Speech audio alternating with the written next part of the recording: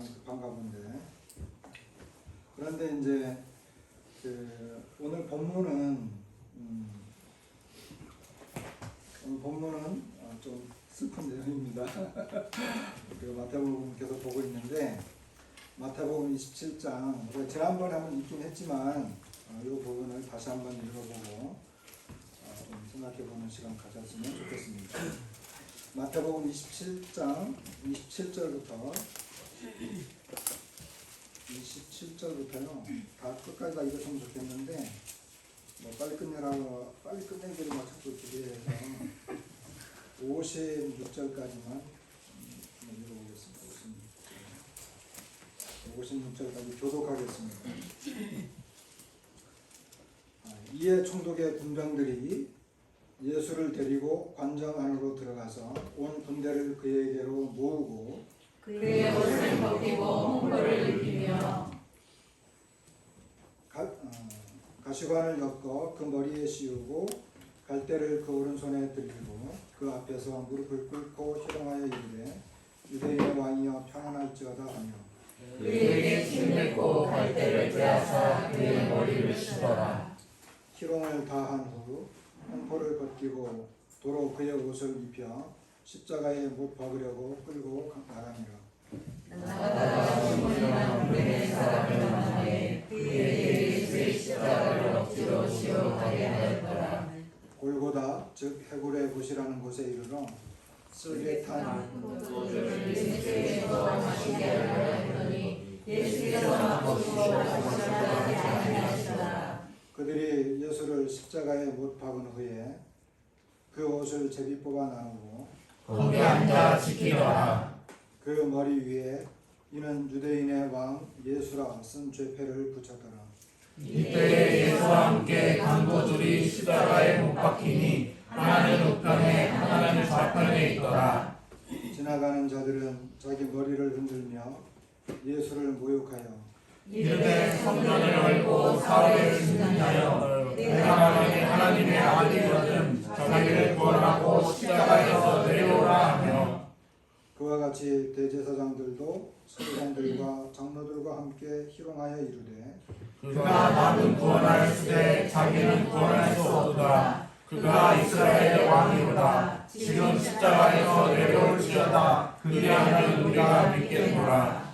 그가 하나님을 신뢰하니 하나님이 원하시면 이제 그를 구원하실지라. 그의 말이 나는 하나님의 아들이라 하였도다 하며 함께 십자가에 못 박힌 강도들도 이와 같이 응하더라. 제6시로부터 온 땅에 어둠이 임하여 제9시까지 계속되더니 제9시쯤에 예수께서 그의 소리질러 이르시되 엘리 엘리 라마 사박다니 하시니 이는 곧 나의 하나님 나의 하나님 어찌하여 나를 버리셨나이까 하는 뜻이라. 거기에 섰던 자 중 어떤 이들이 듣고 이르되 이 사람이 엘리야를 부른다 하고 그 중 한 사람이 목을 달려가서 표면을 가져다가 신 포도주에 적시어 갈대를 꿰어 다시 하거늘 그 남은 사람들이 이르되 가만두라 엘리야가 와서 그를 구원하나 보자 하더라. 예수께서 다시 크게 소리 지르시고 영혼이 떠나갑니다. 이에 성소 휘장이 위로부터 아래까지 찢어져 둘이 되고 땅이 진동하며 바위가 터지고 무덤들이 열리며 작은 성도의 몸이 많이 일어나네. 예수의 부활 후에 그들이 무덤에서 나와서 거룩한 성에 들어가 많은 사람에게 보이니라. 백부장과 이 함께 예수를 지키던 자들이 지진과 그 일어난 일을 보고 심히 두려워하여 이르되 이는 진실로 하나님의 아들이었도다 하더라. 예수를 섬기며 갈릴리에서부터 따라온 많은 여자가 거기 있어 멀리서 바라보고 있으니 그 중에는 막달라 마리아와 또 야고보와 요셉의 어머니 마리아와 또 세베대의 아들들의 어머니도 있더라. 우리 주님께서 십자가에서 죽으시는 장면입니다. 지난번에 한번 있긴 했지만 이 뒷부분에 대해서 이제 조금 더 우리가 생각을 해보는 시간을 갖도록 하겠습니다. 주님께서 그 십자가에 달리시고 죽으시는 그런 장면이죠. 그런데 그 앞에 이제 우리 주님이 재판을 받으시고 희롱을 당하시는 이런 모습들이 나와 있는데, 요 우리 주님 예수님이 붙잡히시고 그 다음에 재판을 받고 그리고 십자가의 형벌을 받으시고 또 죽으시고 이와 같은 이 모든 형벌의 과정을 쭉 기록을 해놓은 걸 보면 이 기록의 내용이 묘사가 굉장히 사실적이다라고 하는 것입니다. 그리고 이와 같은 이 묘사 방법은 그 당시, 그러니까 고대 서적, 고대 기록 방법과는 매우 다른 것이다. 고대 기록 방법은 이러한 식으로 하지 않았습니다. 이와 같은 기록 표현은 거의 이제 18세기, 19세기 이후에 와서 이러한 기법을 사용을 했습니다. 이것은 제가 주장하는 게 아니고 모든 이 비평학자들, 그리고 특별히 C.S. 루이스라고 하는 아주 저명한 학자가 이와 같은 것들을 주장을 했어요. 이제 그렇게 이제 설명을 하는 것이죠. 그렇기 때문에 이 예수님이 십자가에 죽으시는 이와 같은 기록의 표현들은 사실적인 묘사, 그러니까 누군가 이 목격자들이 목격을 했고 확인했고 보아야만 기록할 수 있는 그와 같은 표현들이라고 하는 것입니다. 그래서 2000년 그때 당시에 기록된 것이라든지 그 후에 고대 문서들은 이런 기법들이 거의 없었다라고 하는 거죠. 그리고 우리가 생각해 볼 수 있는 것은 이 십자가 형벌이 너무 참혹하고 그 당시에 범죄자들에 의해서 범죄자들이 죽임을 당하는 이런 모습들이라고 한다고 한다면 기독교를 창시한 창시자잖아요. 그래서 한 종교의 창시자의 이 죽음의 모습, 그리고 그가 희롱당하고 모욕을 당하는 이와 같은 모습들을 굳이 이렇게 표현할 필요가 있나 라는 것입니다. 대부분의 종교 지도자들이나 그리고 어떤 국가의 창시자들, 시조 이런 사람들을 영웅화시킬 때에는 굳이 이와 같은 것들을 보여줄 필요가 전혀 없다라고 하는 거죠. 그렇다고 한다면 예수님의 십자가, 우리가 지금 읽은 이와 같은 모습의 내용들은 사실 그대로를 적어놓은 것이다. 그리고 그것을 목격한 사람들이 그대로 기록한 것이다. 여러분, 이 마태복음은 복음서의 거의 시작, 첫 번째 복음서입니다. 복음서가 4개가 있는데 맨 처음에 기록된 것이 마태복음이라고 하는 주장이 강해요. 적어도 이 마태복음은 주후 70년, 그러니까 예루살렘 성전이 파괴되기 전에 기록한 것이 거의 정확해요. 이 성전 파괴에 관련된 이런 조짐이 전혀 보이지 않기 때문에. 그런데 많은 학자들은 이것이 50년 안팎, 그러니까 50년, 주후 50년 정도에 기록된 것이 거의 확실하다, 이렇게 주장을 합니다. 그렇다고 한다면 예수님께서 죽으신 지 불과 몇 년 지난 거예요? 불과 20년밖에 안 지난 거예요. 그렇기 때문에 여기 우리가 이제 본문을 읽다 보면 여기 군병들이 나오잖아요. 군병들. 그리고 시몬이란 브레네 사람이 나오고, 그리고 이 로마의 백부장이 나오고, 그리고 많은 이 관중들이 있었고,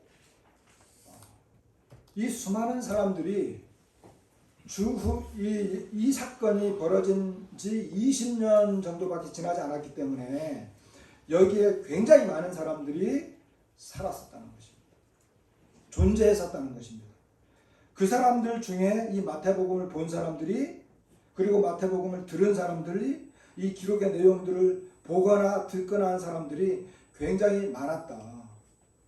그렇기 때문에 이것은 이 사실적인 이 묘사가 어떤 위장을 한다든지 다른 표현을 썼다든지 그렇게 했다고 한다면 이 마태복음은 존재할 수가 없어요. 왜? 거짓말을 기록한 책이기 때문에 더 이상 존재할 필요가 없다는 겁니다. 아무도 믿지 않는다는 거예요. 저 책은 가짜야. 내가 봤는데 가짜야. 거짓말이야. 이렇게 하기 때문에 이 기록과 묘사, 예수님께서 십자가에서 어떻게 매달리시고 어떻게 죽으셨는지, 이와 같은 것들은 전부 다 사실이라는 거예요. 이게 반박할 수 없는 사실이라는 것입니다. 사람들이 믿든 믿지 않든 상관없어요. 엊그저께 비가 제주도 관측사상 11월 달에 그렇게 많은 비가 처음 왔다고 했죠. 하늘을 보니까 그냥 암흑이었어요. 저도 그렇게 많은 비가 오는 걸 진짜 처음 봤어요. 대낮에 구름이 끼고 비바람이 치고 흑암에 갇혔다 해서 태양이 없느냐, 그런 건 아니거든요. 다만 가리워졌을 뿐이지. 수많은 사람들이 예수님을 믿지 않아요. 성경을 믿지 않아요. 그러나 그건 그 사람들의 생각이지, 이 사실적인 묘사와 내용은 모두 다 사실이라는 것입니다. 반박할 수 없는 사실이다. 기록 내용 자체가 그렇다는 것입니다. 그래서 사도 바울도 고린도전서를 기록할 때 자신이 고린도전서라고 하는 이 서신서, 고린도전서도 주 한 60년 뭐 그 정도의 이제 기록된 것으로 우리가 본다고 한다면, 그때까지 이 사도 바울이 그러는 거예요. 사도들이 다 봤다. 예수님이 부활하신 것을, 예수님이 죽으시고 부활하신 것을 사도들이 다 목격했다. 그리고 예수님이 죽으시고 부활하신 것을 500여 명 정도 되는 사람들이 한꺼번에 봤다. 한꺼번에. 그리고 그 중에 대부분이 살아있다는 거예요. 그리고 나도 봤다는 거예요. 이걸 어떻게 표현할 거예요? 그러니까 이 예수님의 이 십자가의 죽으심과 부활은 우리가 우리 어떤 그 생각으로 이런 생각 저런 생각 이렇게 말을 할 수 있을지 모르지만 사실을 가리울 수는 없는 것이다라고 하는 실제라고 하는 것입니다. 그런 것들을 우리가 좀 생각을 해보고, 사실적인 묘사들 중에 우리가 처음에 읽은 내용이 27절부터 31절에는 로마 군병들이 예수님을 희롱하는 장면이 나옵니다. 자, 그들이 예수님의 옷을 다 벗겼어요.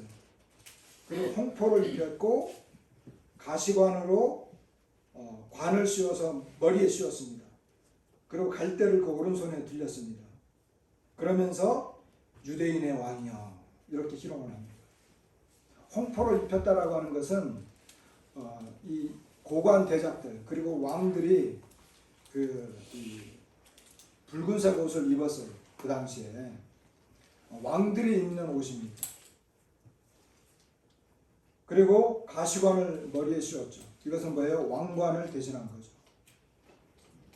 그리고 갈대를 그 오른손에 쥐어줬습니다. 이건 뭐예요? 이건 뭐예요? 응?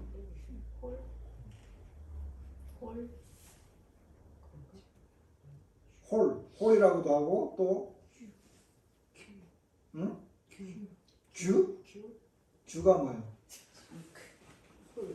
우리 지내라자면 왜 오른손에, 왕들이 오른손에 쥐는 거? 왜 지휘관들이나 왕들이 나와서 이렇게 그 오른손에 들고 있는 거 있죠? 봉 같은 거. 그것을 이제 빗댄 거예요. 그러면서 유대인의 왕이여, 이렇게 말한 거거든요. 그러니까 얼마나 예수님을 조롱한 거예요. 예수님은요, 실제 왕으로 오셨어요. 다윗의 후손으로 오셨어요. 마태가 이 마태복음을 처음에 기록할 때 아브라함과 다윗의 자손으로 왔다고 했거든요. 그런데 이 다윗의 자손, 그러니까 약속되어진 다윗의 자손, 하나님께서 다윗의 자손을 보내겠다라고 하는 이 다윗이 왕이잖아요. 왕가의 후손으로 예수님이 오셨어요. 왕으로 오신 거죠. 그런데 이스라엘 백성들이 거절하니까 지금 이 사람들은 로마 군병, 이방인들이에요. 이방인들을 손에 의해서 지금 조롱을 당하고 있는 것입니다. 다시 말하면 유대민족 그 스스로가 자기들의 왕을 로마 군병들에게 내주고 조롱당하도록 한 거예요. 이것은 그렇기 때문에 하나님께서 이스라엘 백성도 이방 민족들에게 짓밟히도록 놔둔 거예요. 왜? 자기들의 왕을, 그리고 자기들의 그 나라를 대표하는, 물론 이 사람들은 몰라서 그렇게 했긴 했지만 사실이 그렇게 된 거예요. 왕인 줄 몰라서 그렇게 했다고 하지만 그것은 사실인 거예요. 그래서 결국 하나님께서도 이 이스라엘 나라를 이방 사람들에게 넘겨주는 거예요. 그리고 짓밟히도록, 그리고 그들이 얼마나 많은 모욕을 당했는지 모릅니다. 왜? 그들이 자기 왕을 대한 것처럼 그들도 당한 것입니다. 그래서 이스라엘 민족은 로마에 의해서 멸망당한 다음에 뿔뿔이 흩어졌죠. 엊그저께 제가 TV를 보는 것 중에 이제 자주 보는 내용이 뭐냐면 벌거벗은 세계사라고 하는 그런 그 프로그램이 나와요. 거기 보니까 이스라엘과 중동이 왜 이렇게 죽기 아니면 살기로 서로 싸우는지 이런 걸 이야기하는 장면이, 그런 그 내용을 이야기하더라고요. 왜 이스라엘과 이란이 그렇게 피가 터지도록, 피로써 피를 씻는 전쟁이 계속 이어지느냐. 그 이제 역사를 쫙 이야기하는데 이 아브라함부터 시작을 해가지고 쭉 이야기를 하더라고요. 그런데 이 이스라엘 민족들이 전 세계에 흩어져서 핍박을 당하고, 그리고 러시아 쪽에 굉장히 많은 유대인들이 살았는데 그 사람들이 핍박을 받으니까 다시 가나안 땅으로 들어오게 돼요. 그리고 이 유럽에서, 특히 프랑스나 이쪽에서 정말 거기에서는 핍박을 받으면 안 될 사람들이었음에도 불구하고 거기서 특히 유럽 사람들에게 어마어마하게 핍박을 받는 거예요. 그 모든 결과들이 이때부터 시작을 해가지고 그들이 이방 사람들에게 자기들의 왕을 내주고 모욕을 당하게 하고 결국은 그들이 자초를 한 것입니다.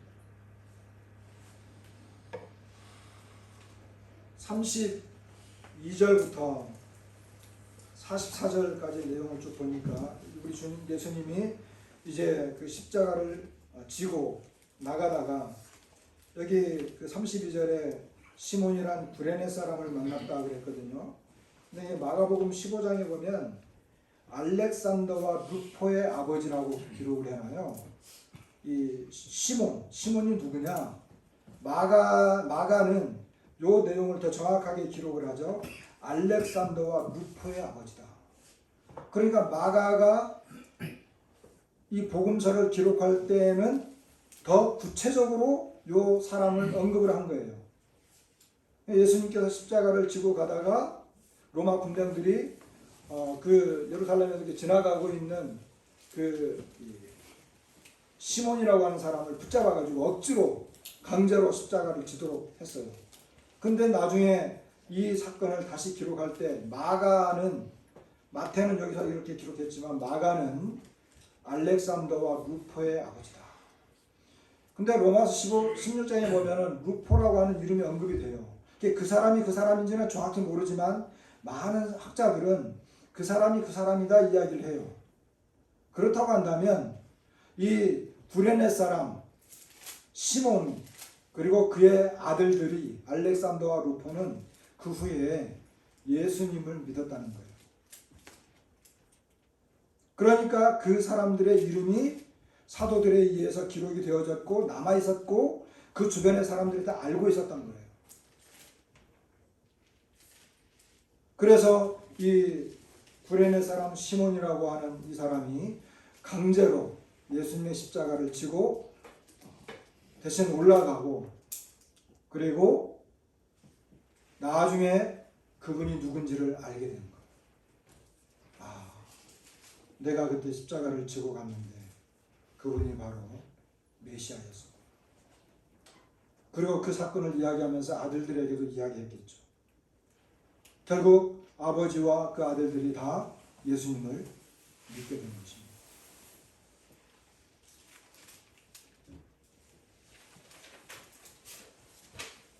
어디로 올라갔느냐 하면 우리가 잘 아는 것처럼 어디로 올라갔어요? 33절에 보니까 골고다로 올라갔죠. 골고다. 이 골고다는 아람어예요. 아람어. 그 당시에 이제 시리아 쪽에 지배를 많이 받을 때였었고, 그 당시에 이제 유대인들이 많이 쓰던 아람어, 고대 히브리어라고도 할 수 있는데, 이 아람어로 골고다입니다. 이 골고다라고 하는 말은 해골이라고 하는 말이에요. 두개골 있죠? 두개골. 그 말이에요. 그냥 골고다 하면 해골, 두개골이 있는 곳.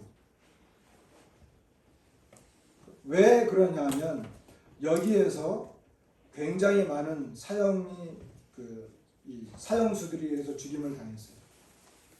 그리고 그들의 그 해골이 그대로 남아있는. 그래서 그 성화 같은 데 보면요, 여러분들 기억할 수 있을지 모르겠는데, 성화 같은 데 보면 그 예수님의 십자가 그 죽음이 나와 있고 그 밑에 해골이 그려져 있는 것도, 이 희미하게 해골이 그려져 있는 그런 그림들이 있어요. 거기에 따른 또 다른 이런 것들은 어떤 전승이고 하나의 이야기이지만, 해골 두개골이 있는데 그 두개골 중에 하나가 아담의 두개골이다 하는 그런 그 전승이 있어요. 그래서 아담이 죄를 짓고 죽은 그 모든 죄에 대해서 예수님이 거기서 죽으심으로 그 피로 이 모든 원죄들이 다 해결이 되었다라고 하는 그런 것을 이제 보여주기 위한 그림이었기 때문에 그렇게 한 건데, 그럼 하나의 전승이죠. 무슨 아담의 해골이 거기 있겠고 아담의 해골이 그때까지 보관이 됐었겠어요. 상징적으로 복음적인 내용을 묘사하려고 하다 보니까 그렇게 된 건데, 어쨌든 골고다라고 하는 것은 그 해골이 많은 수많은 이 죄수들이 참수를 당했던 곳입니다. 그런데 이 골고다라고 이렇게 번역이 됐는데요, 찾지는 않겠지만 누가복음 23장 33절에 보면 이 똑같은 요 단어가 누가복음에는 크라니온이라고 하는 헬라어로 번역이 돼요.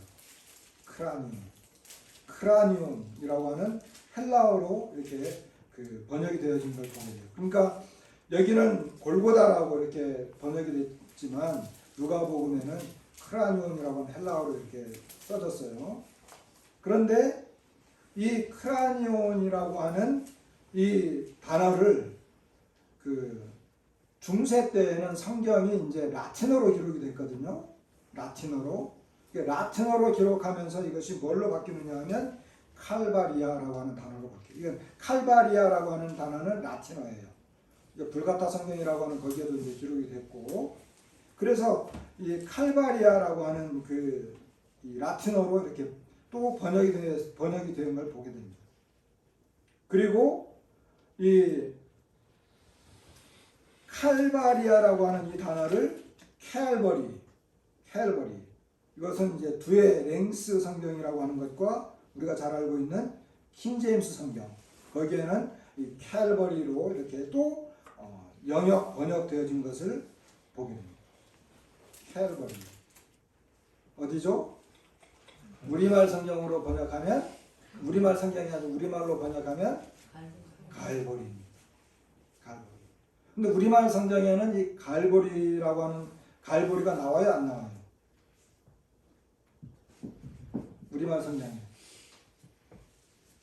우리말 성경에는 갈보리라고 번역한 데가 한 군데도 없어요.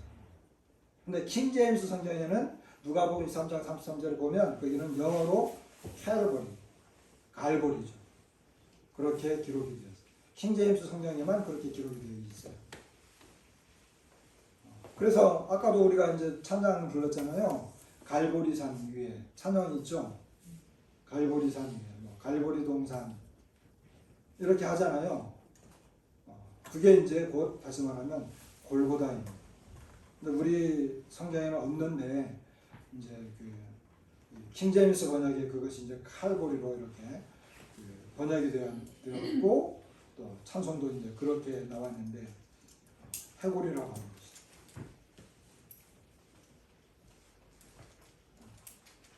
여기에서 이제 예수님이 죽으시는 장면을 우리가 보게 됩니다.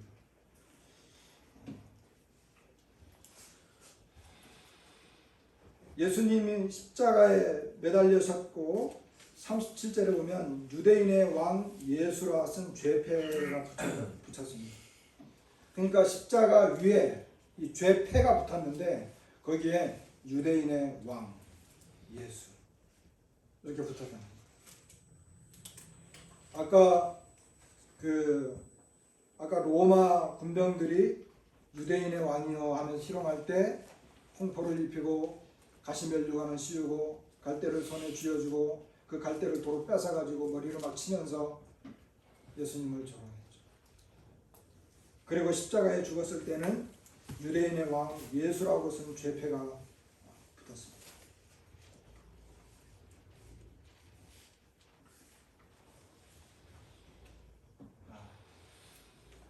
그런데 우리가 한번 생각을 해보십시다. 로마 군병들은 희롱을 했고 그리고 유대인의 왕 예수라고 하는 이와 같은 그 죄패가 붙어있지만 사실은 예수님께서 실제 유대인의 왕이었다라고 제가 말씀을 드렸죠.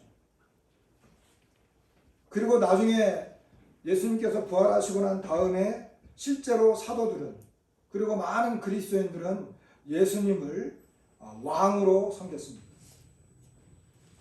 그래서 손을 놓고 우리가 잘 아는 것처럼 사도행전 5장을 한번 열어보세요. 사도행전 5장.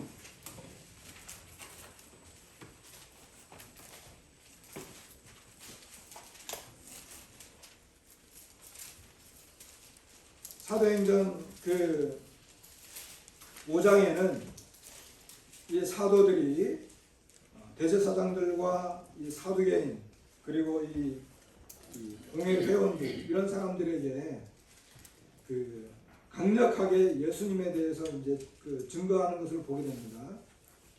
그러면서 뭐라고 말을 하느냐면 29절에 보게 되면 베드로와 사도들이 대답하여 이르되 사람보다 하나님께 순종하는 것이 마땅하니라.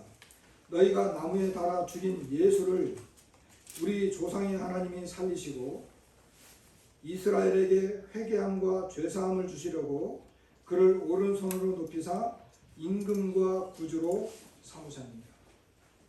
이렇게 이야기하는 것을 보고 여기 이 사도들이 뭐라고 말을 하냐면 그를 오른손으로 높여서 임금과 구주로 삼았다.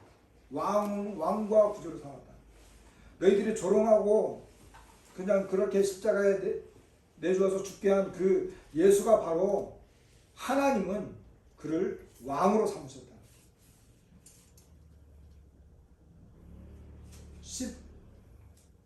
17장으로 가볼까요? 17장.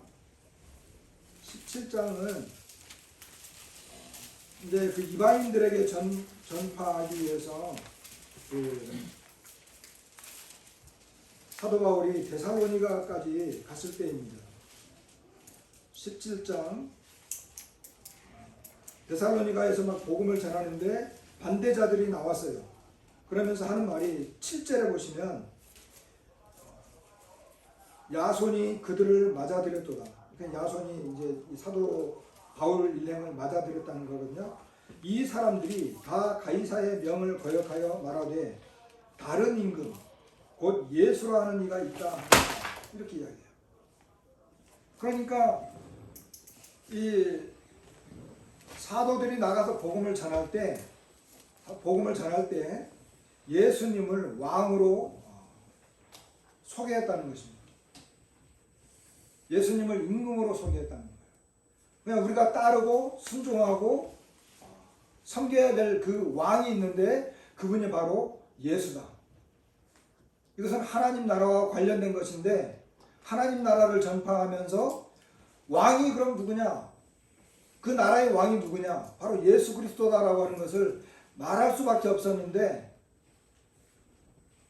그 왕이 누구냐 하면 바로 예수님이시다. 그러니까 다시 마태복음으로 보면 로마 군병들이 희롱을 했고 그리고 유대인들이 내주었던 그리고 십자가에 못 박혀서 유대인의 왕이라고 했던 그 예수님은 결국 다시 제자리로 돌아와서 왕이 되시고 그리고 모든 믿는 자들에게 왕으로서 나타나신 분이신 거예요. 그러나 이제 이 십자가상의 모습을 또 한번 보게 되면 예수님께서 유대인의 왕 예수라고 하는 죄표를 붙여진 그 십자가에 매달리시고 39절에 마태복음 17장 39절에 보면 지나가는 사람들이 예수님을 모욕합니다. 하나님의 성전을 헐고 사흘에 짓는 자여, 내가 만일 하나님의 아들이여든 자기를 구원하고 십자가에서 내려오라. 그리고 서기관들과 대제사장들, 장로들도 막 희롱하죠.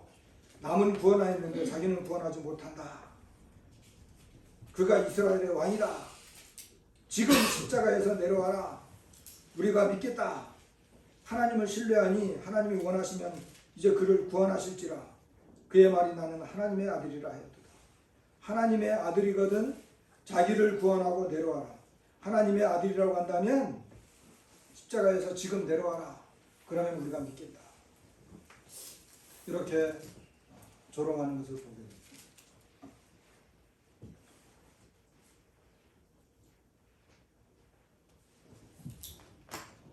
여러분,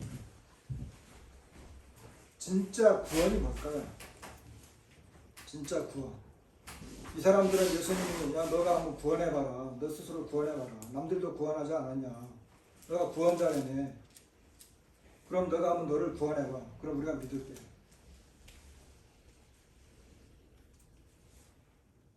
만일에 예수님께서 이 상태에서 내려오셨다고 한다면 어떻게 됐을까요? 자, 예수님이 십자가에 매달리셨어요. 매달리시고 아직은 죽지 않으셨지만 매달리셔서 지금 조롱을 받고 있어요. 근데 사람들이 너무 조롱하고 내려오면 믿겠다고 막 이렇게 하니까 예수님이 십자가에서 천사가 영광 가운데 나타나가지고 사방을 화하게 빛 가운데 비치면서 예수님을 못 박았던 그 못과 이런 그런 것들이 싹 풀리고 예수님이 공중에 떠가지고 내가 누군지 아느냐 딱 이렇게 하면서 그 예수님의 본 모습을 다 드러냈다고 한다면 어떻게 됐을까요? 어떻게 됐을까요? 사람들이 원하는 건 그런 거였어요. 사람들이 원하는 거. 사람들이 보고 싶어 하는 건 그거였어요. 근데 예수님은 그렇게 하지 않았죠. 진짜 구원이 뭘까요? 만약에 예수님이 그렇게 했다고 한다면 우리의 구원은 절반의 구원밖에 안 됐을 거예요. 왜냐하면 예수님이 우리의 죄를 담당하셔서 십자가는 졌으니까. 그죠? 그렇잖아요. 십자가는 졌으니까. 우리가 누가 뭐라고 하면 예수님이 나 그래도 십자가 한번 졌어. 너희들의 죄를 담당했기 때문에. 그렇다고 한다면 우리의 죄가 처리된 것 같았다가 안 된 것도 같았다가 뭐 그런 식이 될 거예요. 그럼 어쨌든 사람들이 요구하는 것, 그 사람들의 환상은 그런 거였어요. 근데 진짜 구원은 뭘까? 하나님께서 예수 그리스도를 통해서 우리를 진짜 구원하시는 것. 십자가에서 내려오는 것이 그들의 말대로 내려와서 예수님 본연의 그 정체를 보여주는 것이 하나님의 구원의 방법이 아니었다는 거죠. 하나님의 구원의 방법은 다른 방법이었습니다. 하나님이 우리를 구원하시고 하나님이 예수님도 구원하시고 어떻게 보면 하나님이 우리를 구원하시는 방법은 그건 뭘까요? 아무도 예상하지 않았던 것. 그렇지만 구약 성경에 예언되어진 것. 하나님의 구원의 방법. 우리가 이제 다음 장을 볼 때 보게 되겠죠.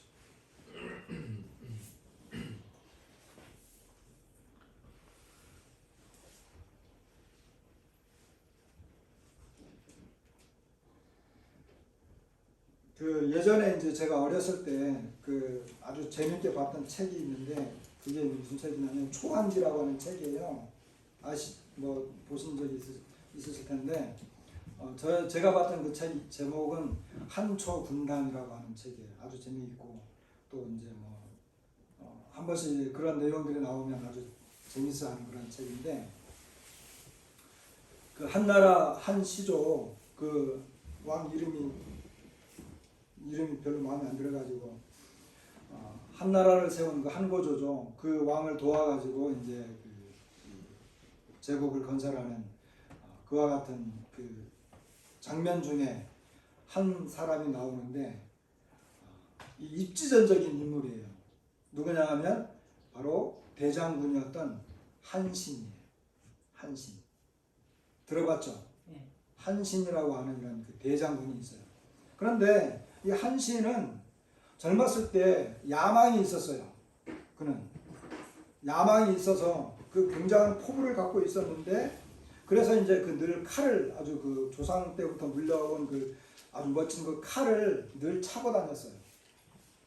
왜냐하면 언젠가 한번 이 칼로 이제 이 자신의 포부를 밝힐 그와 같은 그런 그 생각을 갖고 있었거든요.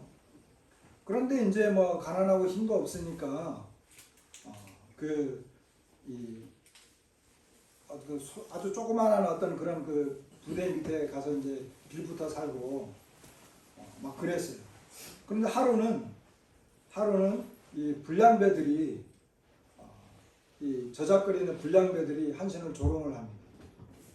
야, 그 쓸모도 없는 칼 폼잡고 다니지 말라. 그리고 막 이렇게 이 한신을 이렇게 막 조롱을 이제 하죠. 그러면서 그 불량배가 이제 뭐라고 말하냐면 한신에게 이렇게 그 다리를 이렇게 딱 벌려가지고 자기 이제 그 가랑이 사이로 기어가라고 합니다. 그때 한신은 굉장히 이렇게 그 화가 넘치고 금방이라도 칼을 뽑아가지고 죽이고 싶은 마음이 있었지만 그 굴욕을 참습니다. 그래가지고 그 가랑이 사이로 기어가요. 그 수많은 사람들이 보는 속에서. 그리고 이제 이 불량배들이 손가락질하고 놀리고 제가 폰만 잡을 줄 알지 아무것도 안 한다. 그렇게만 비꼬는 거다. 그런데 어느 날 이 한신이 그 한고조의 눈에 들어서 대장군에 임명이 되고 초나라를 벌하고 이제 초나라를 멸망시키고 한나라를 이제 완전히 세우죠. 그리고 제국이 형성이 되니까 이 한신에게 이 제나라와 초나라를 떼주면서 왕으로 삼습니다. 왕이 되어가지고 대신들을 불러가지고 이제 뭐 이렇게 음식을 먹으면서 그 지난 옛날 이야기 할 때 내가 옛날에 젊었을 때 그런 일들이 있었다.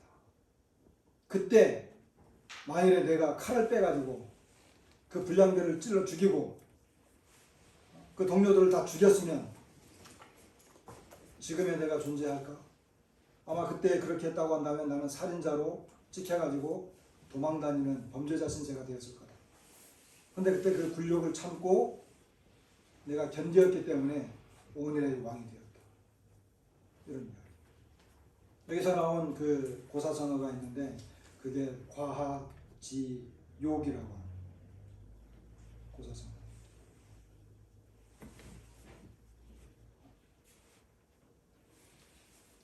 예수님께서 여기에서 예수님이 그랬죠. 내가 10귀형도 더 되는 천사들을 보내가지고 이들을 죽일 수 없을 것 같으냐?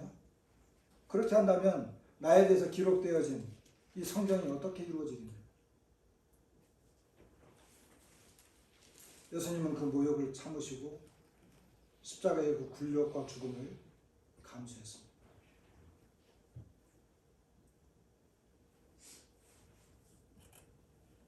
그리고 예수님은 우리가 다음에 보겠지만 다시 살아나십니다.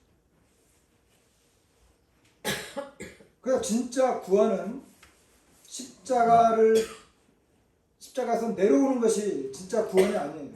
그리고 내려와 자기 신분을 밝히면서 떳떳하게 내가 누구다라고 하는 것을 표현하는 것이 이 구원이 아니에요. 하나님의 구원은 그 뒤에 있었어요. 아무도 예상하지 못했던 이 부활의 사건을 통해서 진짜 구원을 이루신 거예요. 그렇기 때문에 나중에 이 사도들이 이 사건을 통해서 계속해서 증거한 것이 그 하나님께서 예수 그리스도를 살리셨다는 것입니다. 그래서 손을 놓고 사도행전 한 2장으로 한번 가보세요. 사도행전 2장에 가시면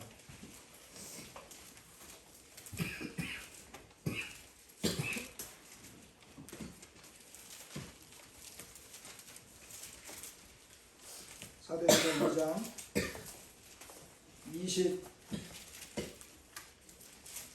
23절 그가 하나님께서 정하신 뜻과 미리 아신 대로 내준 바 되었거늘 너희가 법 없는 자들의 손을 빌려 못 박아 죽였으나 하나님께서 그를 사망의 고통에서 풀어 살리셨으니 이는 그가 사망에 매여 있을 수 없었습니다. 32절 이 예수를 하나님이 살리신지라 우리가 다 이 일의 증인으로다. 이게 진짜 구원인 거예요. 하나님께서 예수님을 어떻게 구원했어요? 십자가에서는 눈 감은 것처럼 보이고 나의 하나님 아까 우리가 읽지 않았지만 나의 하나님 어찌하여 나를 버리셨나이까 버림받으셨어요. 사람들은 조롱했고 예수님은 실패한 것 같았고 죽음으로써 예수님은 이제 끝난 것으로 보였어요. 예수님이 구원은 없는 것으로 보였어요. 그런데 진짜 구원은 그 다음에 나타났어요. 왜? 어떻게? 하나님이 그를 살리신 거예요. 이 사건은 사도행전에 계속해서 나오는 이 내용입니다. 요 같은 표현이 제가 다 읽을 수가 시간이 없어서 읽을 수가 없는데 이 3장, 4장, 10장, 13장, 그 다음에 17장, 그 다음에 대부분의 서신서 로마서 4장, 6장, 심지어 나중에 베드로도 그거 한번 찾아볼까요? 우리가 알다시피 베드로전서 1장 21절이죠.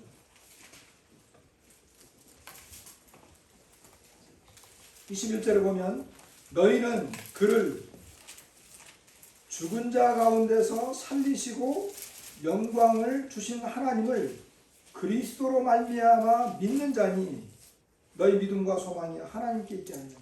그러니까 죽은 자 가운데서 살리시고 영광을 주신 하나님을 그리스도로 말미암아 믿는다. 하나님을 어떻게 믿느냐? 하나님께서 예수 그리스도를 죽은 자 가운데서 살리셨고 그에게 영광을 주신 그분, 그 예수 그리스도를 통해서 하나님을 믿는다는 거예요.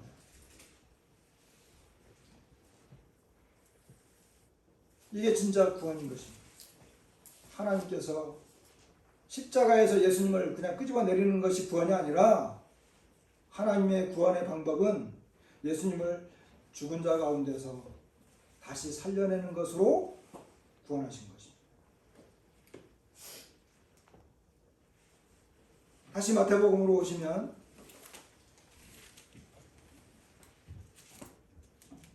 45절에 보니까 육시로부터 온 땅이 어둠이 임하여 예수님은 제3시에 십자가에 못 박혔습니다.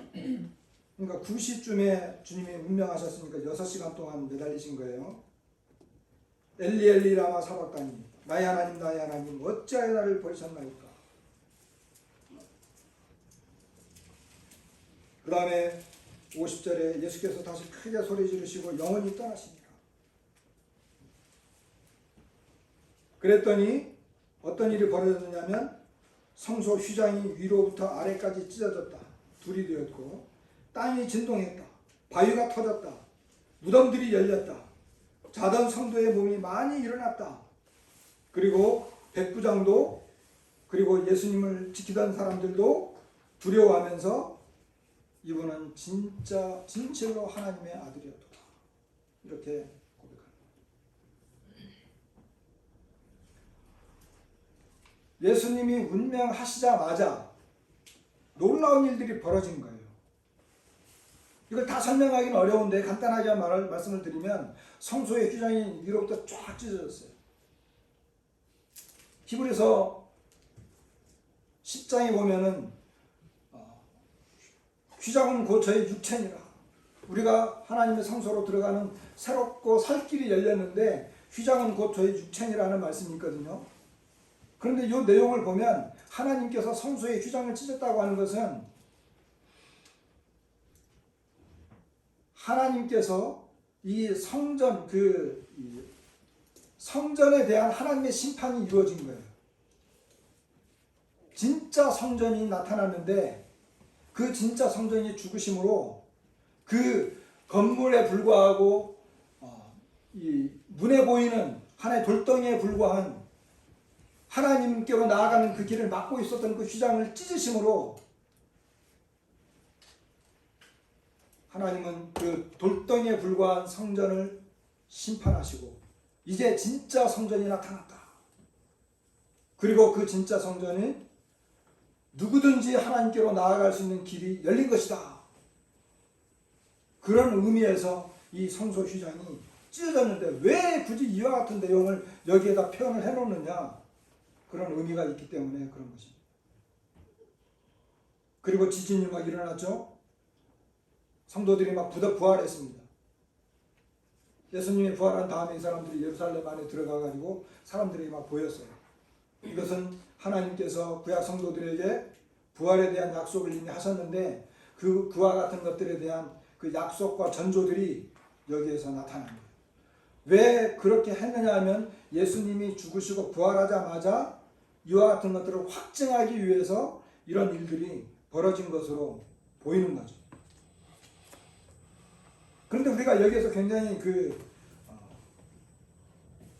중요한 내용은 이제 마무리를 지어야 되기 때문에, 자, 그렇다고 한다면 예수님은 하나님의 아들이었어요.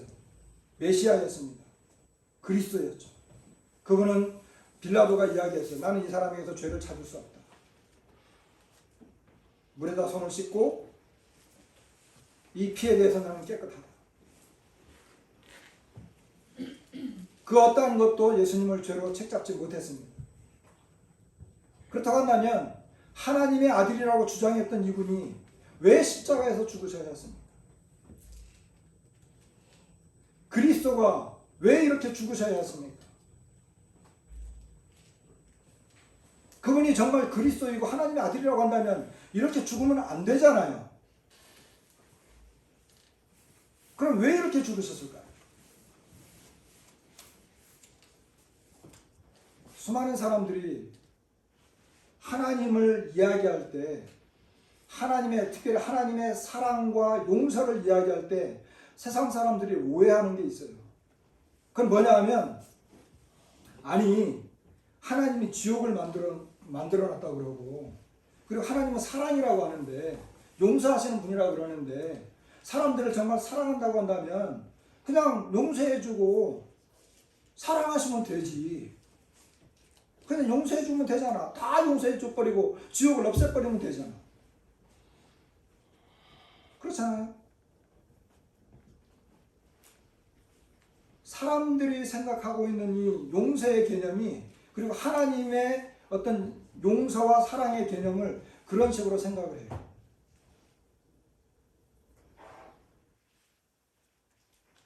그런데 예수님이 십자가에서 죽으신 사건을 놓고 우리가 생각해 볼 때 하나님의 사랑과 용서는 사람들이 생각하고 있는 그 사랑과 용서의 개념하고 다르다. 사람들은 하나님을 모르고 오해하고 있기 때문에 용서해 주실 거면 그냥 용서해 줘 버리면 되잖아요. 하나님이 인간을 정말 사랑한다고 한다면 그래 다 사랑하고 지옥도 다 없애버리고 그냥 모든 사람을 다 받아주면 되잖아요. 그런 생각들이 있을 수 있겠지만 성경에 나타난, 그리고 우리 하나님의 사랑은 전혀 그렇지 않다.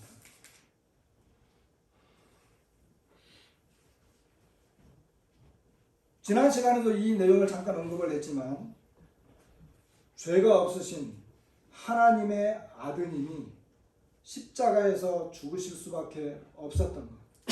십자가를 통해서 죽으셔야만 했던 그 이유. 왜 그와 같은 방법을 하나님이 그 길을 가도록 하셔야만 하셨나?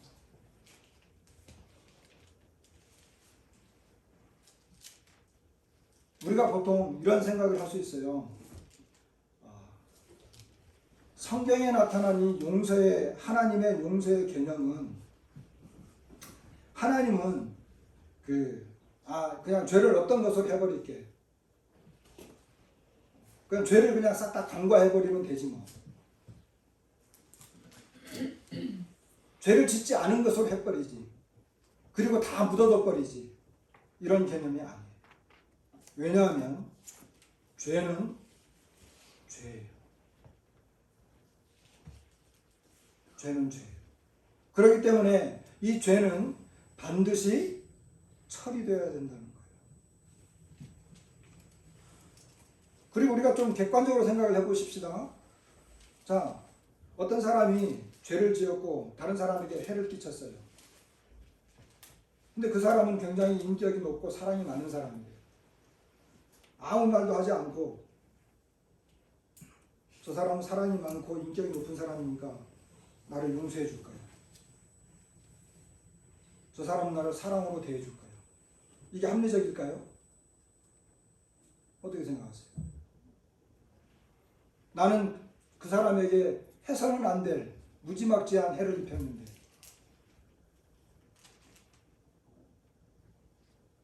용서의 개념은 죄를 지은 사람이 그 죄에 대해서 용서를 구할 때 용서가 이루어지는 것입니다.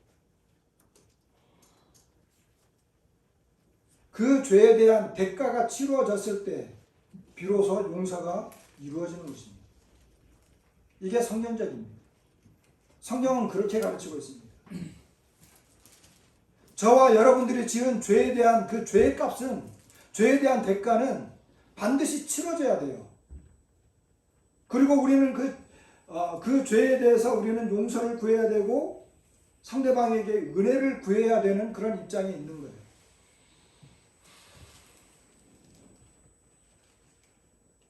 그렇기 때문에 하나님께서는 자신의 죄 없으신 아들을 우리가 지은 그 모든 죄를 그분에게 담당하시고, 고린도후서 5장 20절에 보면은 하나님이 죄를 알지도 못하신 그를 죄로 삼으셨다 그래요. 죄로 삼으셨다. 그러니까 베드로 사도도 그렇고 우리의 죄를 담당하신 예수님이 십자가에서 죄가 되신 거예요. 그리고 그 죄에 대한 대가를 예수님이 받으신 거예요.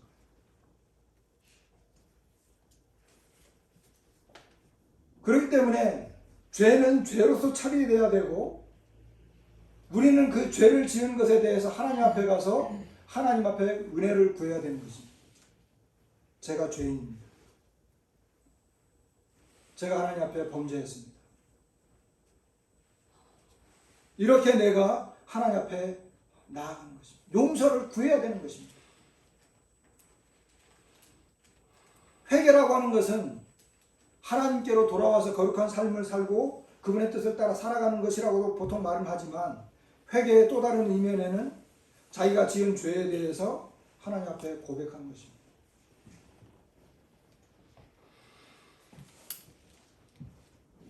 하나님은 모든 사람이 구원받기를 원하셔요. 하나님은 저도 그렇고 여러분에게도 그렇고 우리를 구원하시고 우리에게 은혜를 베푸십니다. 그러나 그리고 우리의 죄를 용서해 주십니다. 그런데 용서를 구하지도 않는 사람도 용서해 줄까요? 그건 아니라는 거예요. 왜냐하면 죄를 그냥 무시하고 덮어버리는 분이 아니기 때문에 그런 거예요.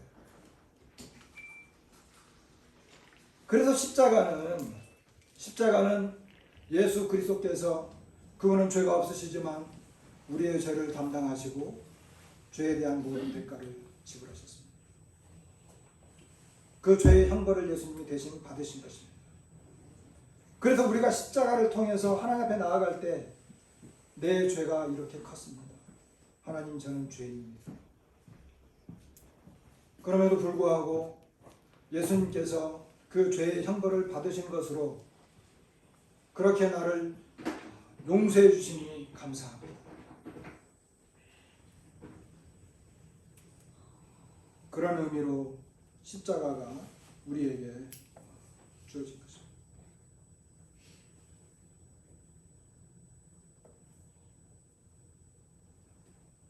하나님의 은혜는 모든 사람에게 베풀어졌지만 은혜를 구하는 그 사람, 자기가 죄인인 것을 인정하고 고백하고 그 죄 때문에 예수님이 십자가의 형벌을 받으신 것, 그렇게 해서 하나님 앞에 은혜를 구할 때 하나님은 이미 베풀어 주기로 다 해주신 그 마음으로 우리에게 은혜를 베푸는 것입니다. 하나님은 무작정 덮는 분이 아니에요. 무작정 덮었다고 한다면 십자가가 필요 없었겠죠. 무작정 용서해 준다고 한다면 십자가는 의미가 없는 것입니다. 그래서 하나님은 십자가를 통해서 우리에게 은혜를 베푸시고 예수님이 대신 형벌 받으신 것을 통해서 우리를 용서해 주시는데 그것을 인정하고 나아오는 사람들에게 구원이 이루어지는 것입니다.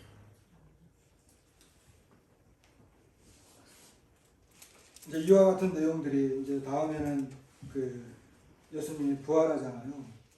부활하시잖아요. 부활의 내용을 또 통해서 그리고 그 부활의 의미를 통해서 이 진짜 온전한 구원이 어떻게 이루어지는지 하나님의 구원이 어떻게 역사했는지 이런 것들을 살펴보도록 하겠습니다. 마치겠습니다.